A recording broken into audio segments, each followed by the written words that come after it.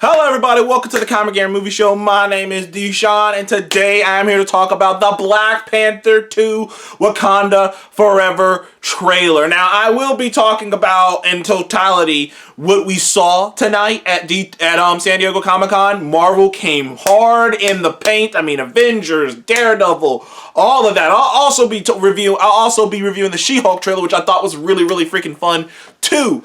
Now, but I felt like I had to get this review out because the Black Panther Wakanda Forever teaser, this isn't actually the trailer. This is not actually the official trailer. This is just the teaser.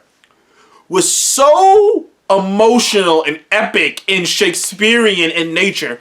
Now, if I recall, the first Black Panther, either the official or the second one, had a similar vibe to it with the Revolution will be live. The Revolution will be televised. That trailer was really dope too, and very but this one it leans into the emotions. The trailer is drenched in the passing of the tragic passing of Chadwick Boseman.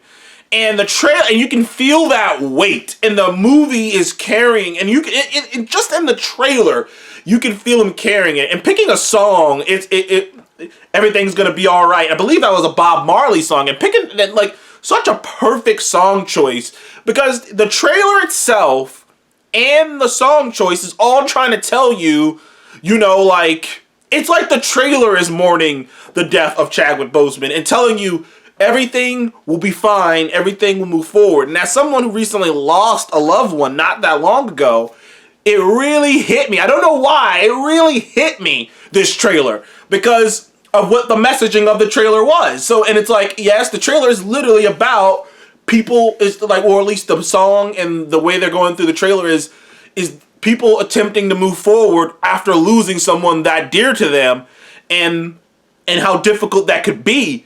And also while dealing with all the events of this movie. And I guarantee you, and I'm willing to go on a limb and say that they're going to write something where Namor also lost someone and went through something very similar to what Wakanda's going through. And there's going to be some tragedy there. It seems like there really is going to be. But I just really had to talk about the emotional bits from off the top because the trailer just had such a profound and powerful vibe to it. It felt like it's saying something. It felt like the trailer has a weight to it that I haven't not seen in a Marvel movie in quite some time. And I hope that carries through in the movie. Now, to get nerdy after getting through the emotional bits, Namor looks so fucking awesome. You guys, if you've been following me long enough, you know I am a huge Namor fan. Massive Namor fan. Namor is one of my all-time favorite superhero/villains. I love his ambiguity. I love how he's kind of an asshole and not an asshole at the same time. Like, he's an asshole. Sometimes he's on the good guy side. Sometimes he's on the bad guy side. He's the only character in the Marvel Universe who's been a part of the Illuminati, and he's been a part of the Illuminati's villain counterpart, the Cabal. He's been with Thanos. He's fought Thanos. One time he destroyed Wakanda. One time he sacrificed himself. Like, Namor is such a complex character, and he's so interesting, and he's just such a dick. And I am so happy that he's gonna be on screen. And this new interpretation of him with the Aztecian stuff and the headpiece. The headpiece looks so fucking cool. When he has the headpiece and everything, it just looks so cool. I'm so excited for Namor. I'm so excited to see what he's about. This trailer is really just what all teasers should be, which is just to give you a tone and give you an idea.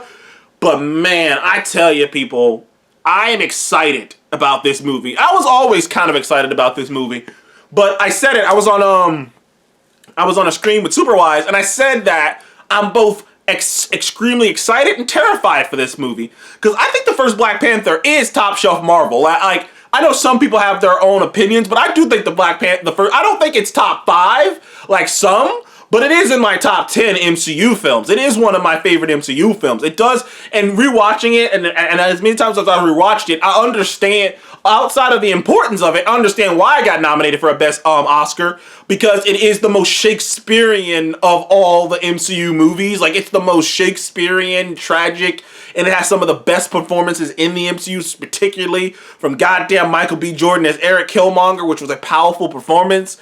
Like, there are elements in this movie outside of also the cultural relevance that really lend that movie to getting nominated. The way it was shot, the costume designs. There's so much about that original Black Panther movie, the score and everything that was so fucking wonderful that I feel like this movie might even top that, because, you know, a lot of people forget now, some people might, rewrite history again, but one of the complaints about the Black Panther movie is that a lot of people thought that T'Challa, aka Chadwick Boseman, although he was doing a great job, that the side characters around him, Okoye, Shuri, his mom, some of the other side characters, were actually more interesting characters than him himself as a character, that he was doing a great job and people love him, obviously, but that some of the side characters were actually more entertaining and more interesting. So I do think it's pretty interesting that now these characters will get a spotlight and be in the limelight. And like I say, clearly there is going to be some type of conflict set up between Atlantis slash, Mexico. Like, I don't know what they're calling it, but the Aztecian Atlantis, there's going to be a conflict set up between them and the tribe of Wakanda. And the vibe I'm getting from the trailer is somebody is pulling some strings to make them have a conflict. Someone is doing something, and there's a scene where Angela Bassett, T'Challa's mother, was screaming like, "I've lost everything," and I'm like, well, Shuri's still around, so that means something happened to Shuri, which I'm gonna go on a limb and say Shuri gets kidnapped or something.